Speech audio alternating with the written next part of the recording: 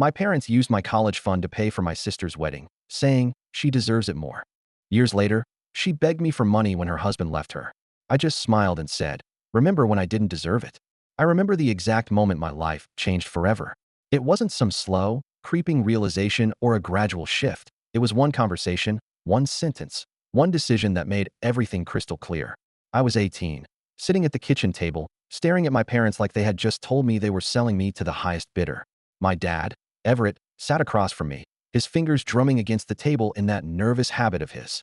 My mom, Diane, stood by the stove, stirring a pot of something that smelled like nostalgia and betrayal. And then she said it. "We've decided to use your college fund for your sister's wedding." I blinked, positive I had misheard. "What?" Dad sighed, like this was some burden he had to bear. "Listen, Callum, we had to make a choice. And Maya has nothing to do with my college fund." Mom turned, placing her hands on her hips. "She's getting married, Callum. You know how much this means to her. To us." I let out a breath. "Okay, and what does that have to do with me?" Dad leaned forward like he was about to impart some great wisdom, the way he used to when I was a kid.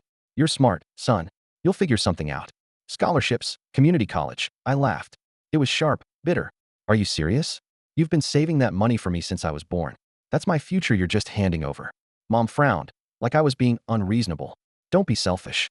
Maya deserves this." And there it was. The phrase I had heard my entire life. Maya deserves this. Maya deserved the bigger slice of cake. Maya deserved the brand new shoes while I wore hand-me-downs. Maya deserved the better bedroom. And now, Maya deserved my future. I looked between them, searching for something, anything, that made sense. "So you're telling me my entire future, everything I worked for, doesn't matter because Maya is getting married?" Mom sighed. "It's not that it doesn't matter. But you'll be fine, Callum. You're a boy. You don't need a big fancy college the way Maya does. You'll land on your feet." That sentence hit differently. It wasn't just about the money. It was about who they valued more. I felt my stomach twist. "You're unbelievable." Dad's face hardened. "Watch your tone." "No." I pushed my chair back, standing up so fast it scraped against the floor. "I'm done. I'm not just going to sit here and let you take away everything I've worked for because Maya deserves it more. If she wants a wedding, she can pay for it herself." Mom looked at me with disappointment, the same look she always gave me when I didn't go along with their plans. "You don't mean that." I let out a cold laugh. "Oh, I mean it." I turned and walked out. I didn't even pack a bag, and I never went back. The next few years were HLL. I worked 2 jobs, slept in a friend's basement for a while, and scraped together enough money to put myself through college. I didn't have weekends. I didn't have vacations. I barely had time to breathe. But I made it. No thanks to my parents. The few times they reached out, it was always the same conversation. "You need to forgive us, Callum. Or worse, Maya wants to talk to you." Maya, the golden child. Maya, the girl who got my college fund and a fairy tale wedding while I worked my hands raw. I didn't hate her, but I sure as HLL didn't care to see her. I graduated. I got a solid job in finance. I built a life for myself, without them. Then one day, I got the call. It was a Thursday afternoon. I was sitting in my office when my phone buzzed. Unknown number. Normally, I'd ignore it, but something told me to pick up. "Hello." A broken, sobbing voice answered. "Callum." I knew that voice instantly. "Maya." I leaned back in my chair. "Didn't expect to hear from you." She sniffled. I didn't know who else to call. I didn't say anything. Just let the silence stretch.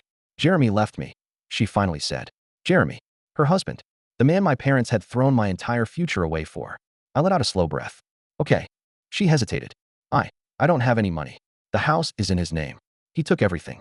Her voice cracked. "Mom and Dad can't help. They're struggling too. And I know we haven't talked, but you're my brother." Oh, there it was. Family. Sacrifice. I smiled, though she couldn't see it. "Remember when I didn't deserve it?" Silence. A long, heavy silence. Then she hung up. And for the first time in my life, I felt free. I sat there for a while, staring at my phone, my heart pounding even though I had been waiting for this moment for years. Maya was desperate, broke, alone. And for the first time in my life, she needed something from me. I leaned back in my chair, exhaling slowly. I could still hear the shakiness in her voice, the raw panic that came with realizing everything she had relied on was gone. And I had every reason to ignore it. But I didn't. Not because I felt bad for her. Not because I forgave her. But because I wanted to see what rock bottom looked like on someone who had always been handed everything. So I called her back. She answered on the first ring. "Callum, where are you?" I asked, keeping my voice neutral. She hesitated. "Mom and Dad's." Of course she was. Because where else would she run when the world didn't bend to her? I should have hung up. I should have walked away for good. But a sick part of me wanted to see it. To see them, the parents who had sacrificed me for her, now forced to deal with the consequences of their choices. So I did something I hadn't done in 6 years. I went home. The house looked smaller. I don't know if it was because I had changed or because time had worn it down, but as I pulled into the driveway, everything about it felt foreign, like it belonged to someone else. I barely had time to knock before the door swung open. It was my mother. She froze, eyes wide, like she had seen a ghost. Callum. She looked older, more tired, but I didn't feel anything. I tilted my head. Not happy to see me? She opened her mouth, but before she could say anything, Maya appeared behind her. I almost didn't recognize her. Her hair was messy, her face was pale, and her eyes were red and swollen from crying. For the first time in my life, she didn't look like the golden child. Callum. Her voice was small, fragile. She stepped forward hesitantly, like she wasn't sure if I'd turn around and leave. Thank you for coming. I didn't say I was here to help. I said, my tone even. She swallowed hard. I don't know what to do. Dad appeared in the doorway then, standing behind them, arms crossed. He looked at me with the same hardened expression he always used when I disappointed him. Why are you here? He asked. I smirked. That's a great question. Why am I here? Mom let out a sharp breath. Callum, please. We don't have time for this. I scoffed. Oh, now they didn't have time. Maya wiped at her nose, her voice breaking. Jeremy took everything. I thought we were happy. I thought. Her breath hitched. He had another woman. For years. He drained our accounts. He left me with nothing. I raised an eyebrow. That SCK's. She looked up at me, eyes pleading. I don't have anywhere to go. You have here. I pointed out. She swallowed. Mom and Dad can't afford to help. They lost a lot of money recently. I turned to my parents. Oh, what happened to we'll figure it out. Dad's jaw tightened. Things change. I nodded slowly. So what you're saying is, you put all your eggs in Maya's basket, and now you're realizing that wasn't such a smart investment. Mom bristled. She's your sister. Yeah, I know. She's the same sister who got my college fund because she deserved it more. I let the words sink in. So tell me, what exactly do you think I owe her? Silence. Maya's lip trembled. Callum, please. I just need a little help. Just enough to get back on my feet. I'll pay you back. I laughed. Actually, I laughed. Dad glared. That's enough. No, I shot back. It's not enough. Because for years, I was told that I didn't deserve anything, that I had to figure it out on my own. And now that Maya's the one struggling, suddenly, I'm supposed to step in? Where was this family mentality when I needed it? Mom's face fell. We made mistakes. I shook my head. No, you made choices. You chose her. Over and over again. And now, you get to live with it. Maya sniffled. I'm sorry, Callum. I never meant. Yeah, you did. I held her gaze. You just never thought it would come back to bite you. She didn't argue. She couldn't. I turned on my heel and walked back toward my car. Mom called after me. Callum, please. She's still your sister. I paused at the driver's side door, then looked back at all of them. I know. My voice was calm, steady. That's the problem. And then I drove away. I didn't go straight home after I left. Instead, I drove around aimlessly, the same way I used to when I was younger, back when the house I had just walked out of still felt like home. I thought maybe I'd feel something, regret, guilt, anything. But all I felt was the cold satisfaction of knowing I had finally said what I had been holding back for years. They deserved it. Every word. But even as I told myself that, I knew this wasn't over. They weren't going to let me walk away that easily. And I was right. Because less than an hour later, my phone buzzed. Mom. I let it ring. Then it rang again. And again. And again. Finally, I picked up, only because I knew she'd never stop. What? I said flatly. Callum. Her voice was tight. We need to talk. I think we said everything that needed to be said. You need to stop acting like this. I laughed. Acting like what? Like the kid you abandoned? She inhaled sharply. You were never abandoned. We did what we thought was right at the time. Right for who? Silence. Then she softened her tone, the way she always did when she wanted something. Look, I understand you're upset. But this isn't about the past anymore. It's about right now. Maya needs help, and you're in a position to help her. I stared out the windshield, shaking my head. Unbelievable. This isn't about what happened back then. I scoffed. It's exactly about what happened back then. You have a good job, a stable life. What's a little money to you? That set something off inside me. I clenched my jaw, gripping the steering wheel. Do you have any idea what I had to do to get where I am? While you were spending my college fund on flower arrangements and a 5-tier wedding cake, I was working 16-hour days. I was sleeping on a friend's basement floor. I was wondering how the HLL I was going to eat that week. And you have the nerve to call me and ask for money like none of that ever happened? Mom sighed like I was the unreasonable one. We can't change the past, Callum. But we can be better now. I let out a slow, humorless chuckle. You don't want to be better. You just want to win. You want to prove that no matter what, I'll always come crawling back. That's not true, she insisted. We're family. Funny how you only remember that when you need something. She was quiet for a long time. Then she said, You're being cruel. That stung. Not because I cared what she thought, but because for years, they had been cruel to me. And yet, The second I stopped playing along, I was the villain. I guess I learned from the best, I said coldly. Then I hung up. For the next week, they left me alone. But I knew it wasn't over. And sure enough, they tried a new approach. One morning, as I was leaving for work, I opened my front door and nearly walked right into someone standing on my porch. Maya. She looked even worse than before. Her hair was tied back messily, her eyes still puffy from crying, and she was wearing an old hoodie that swallowed her small frame. I sighed, running a hand through my hair. You've got to be kidding me. Please, she said quickly. Just hear me out. I crossed my arms. How did you even find my address? She hesitated. Mom. Of course. I exhaled sharply. Maya, I don't have time for this. I don't need money, she blurted out. That caught me off guard. She took a shaky breath. I just wanted to talk. I studied her for a moment, then stepped aside. You've got 5 minutes. She looked surprised, like she hadn't expected me to let her in. Once inside, she stood awkwardly by the door, looking around like she had just stepped into a stranger's house. I leaned against the kitchen counter. Well, she swallowed hard. I know you hate me. I don't hate you. I folded my arms. But I don't respect you. She flinched but nodded. That's fair. I waited. She let out a shaky breath. I don't know how I got here. Her voice cracked. I had everything calm. And now it's all gone. I didn't say anything. She looked up at me, her lip trembling. I never thought Jeremy would do this to me. I tilted my head. And I never thought my own parents would steal my future and hand it to you. But life's full of surprises, isn't it? She winced but nodded again. I deserve that. Damn right she did. She played with the hem of her hoodie. I'm not asking you to give me money. I know I don't deserve that after everything. She looked up at me, eyes glossy. I just don't know who I am without them. That threw me off. Because for the first time, she wasn't the spoiled, entitled golden child. She was just lost. I let out a slow breath. Welcome to my world. She gave a small, humorless chuckle, wiping at her nose. Yeah. The room fell silent. Then, in a small voice, she asked, do you think I can fix this? I didn't answer right away. Because the truth was, I didn't know. And for the first time, I wasn't sure if I wanted her to. Maya stood in my living room, looking smaller than I'd ever seen her. Growing up, she was always the center of attention, loud, confident, dazzling in a way that made people want to be around her. She knew how to get what she wanted, and she never had to fight for it. Our parents made sure of that. But now, she looked like she didn't even know who she was anymore. I let out a slow breath, rubbing my temples. Maya, I don't know what you want me to say. She swallowed, hugging herself. I don't know either. Silence stretched between us. Then she bit her lip and said, I know I was awful to you. I lifted an eyebrow. That's one way to put it. She nodded quickly, looking down. I didn't see it back then.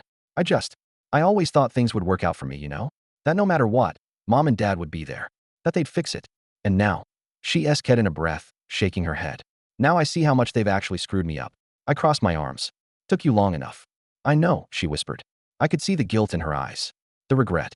And for the first time, I wondered if she was actually capable of changing. But was it too late?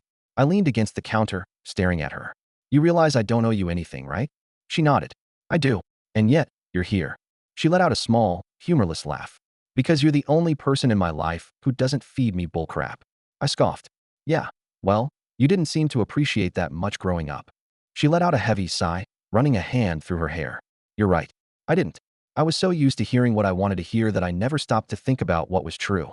I studied her, looking for signs of manipulation, for any trace of the Maya I had grown up with. The one who always knew how to play people to get what she wanted. But for once, I didn't see it. She looked raw, unfiltered, like she had finally been knocked down enough to see the world the way I always had. I wasn't sure how I felt about that. After a long pause, I said, you're going to have to figure things out on your own. She nodded, swallowing hard. I know. No handouts. No shortcuts. No expecting Mom and Dad to save you. Her lips pressed together, and for a moment, she looked like she was going to cry again. But she held it in. I know. I sighed, shaking my head. And yet, here you are. She hesitated, then exhaled. I guess I just wanted to know if there was any way I could make things right between us. I let out a slow breath, staring at her. Was there? Did I even want that? For years, I had fantasized about this moment. The moment she finally saw the damage she had helped cause. The moment she felt the weight of the choices that had always fallen on my shoulders. But now that it was here, it didn't feel satisfying. It just felt tiring. I closed my eyes for a brief moment, then opened them again. I don't know, Maya. She nodded slowly, looking down. Okay. She turned to leave, but something in my chest clenched. Because for the first time, she wasn't walking away with everything. She was walking away with nothing. And for some reason, that didn't feel as good as I thought it would. Over the next few days, I expected my parents to call me again.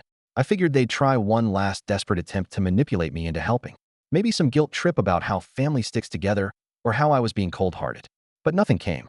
Not a text. Not a call. Not a single word. At first, it felt good, like I had finally shut the door on them for good. But then I started wondering, were they just giving up? No, that wasn't like them. They never admitted when they were wrong. They always doubled down. So what the HLL were they up to? Then, one night, I got my answer. I was coming home from work, exhausted after a long day, when I saw something that made my blood run cold. My mother's car, parked in front of my apartment. And she wasn't alone. My father was with her. And so was Maya. I clenched my jaw, gripping the steering wheel as I pulled up. I didn't know what this was, but I knew one thing. I wasn't playing their game. I parked, got out, and slammed my door shut. What the HLL are you doing here? Mom stepped forward, her face a picture of forced concern. Callum, please. No, I held up a hand. We're not doing this. I told you, I'm done. Dad's jaw tightened, but Maya looked at me with something else, something I couldn't quite place. Not guilt. Not sadness. Fear. I frowned. What's going on? Mom let out a shaky breath. Callum, we need your help. I narrowed my eyes. With what? Dad exhaled. We lost the house. The words hit like a punch to the gut. Not because I cared, but because it confirmed something I had suspected. They were finally paying for their choices. And for the first time, they had nowhere to run. I stared at them, taking in the desperation, the exhaustion, the cracks in the perfect family they had always tried to build. And then I looked at Maya again. She wasn't just scared. She was terrified, like there was something she wasn't saying. And that's when I realized this wasn't just about money anymore. Something else was going on. And I had a sinking feeling I was about to find out exactly what it was. I stared at them. Three people who had spent their whole lives making me feel like I wasn't enough, who had taken everything from me and never once looked back, were now standing on my doorstep, looking at me for salvation. And Maya, she wasn't just nervous. She was terrified. Something was wrong. I crossed my arms. Lost the house. How? Mom let out a shaky breath. It's complicated. Dad sighed, rubbing his temples. The mortgage, the debts, the wedding expenses, things caught up with us. I let out a short, bitter laugh. You mean, you lived beyond your means, threw all your money at Maya's perfect little wedding, and now you're broke. Dad clenched his jaw. Callum, this isn't the time for I told you so. Why not? I shot back. Because you don't want to admit that you bet everything on the wrong kid? Silence. Maya swallowed, looking down. They're being evicted, she murmured. They have a few weeks, but after that. She trailed off. I exhaled slowly, my fingers tapping against my arm. And you? She bit her lip. I have nowhere else to go. Mom's voice cracked. We're asking for your help, Callum. Please. I stared at them, feeling the weight of everything they had put me through over the years. The sacrifices I had made because they didn't think I was worth investing in. The nights I spent wondering how I'd survive while they were celebrating Maya's picture-perfect life. And now, they were standing here. Homeless. Broke. Desperate. And I was supposed to save them? No. Not this time. I let out a humorless chuckle. You know, it's funny. When I was 18 and had nowhere to go, you didn't offer to help me. Callum, Mom started. I held up a hand, cutting her off. When I needed money for college, you said Maya deserved it more. Maya winced. When I was struggling, you told me I'd figure it out. Dad exhaled sharply, frustration creeping into his voice. We thought we were doing the right thing at the time. Yeah? And how'd that work out for you? I asked coolly. Silence. Mom's eyes filled with tears. We made mistakes. I scoffed. Mistakes? No, Mom. Mistakes are forgetting to turn off the oven or buying the wrong brand of milk. What you did wasn't a mistake. It was a choice. A choice you made over and over again. And now you want me to fix it. Mom's lip trembled. We're still your family. I tilted my head. Are you? She flinched. Dad exhaled, his expression hardening. So what? You're just going to let us suffer? After everything. I raised an eyebrow. After everything? I repeated mockingly. What exactly have you ever done for me, Dad? He didn't answer. Maya's voice was small. I don't expect you to help me. I don't deserve it. But Mom and Dad, I shook my head. No, you don't get to play mediator. You were part of this, too. She swallowed hard. I know. I let the silence stretch, watching them squirm, watching the desperation settle deeper into their faces. Then I smiled. I'll tell you what, I said, keeping my tone light. I'll help you the same way you helped me. Hope flickered in Mom's eyes. Callum. I stepped forward, looking each of them in the eye. You'll figure it out. Their faces fell. And damn, did that feel good.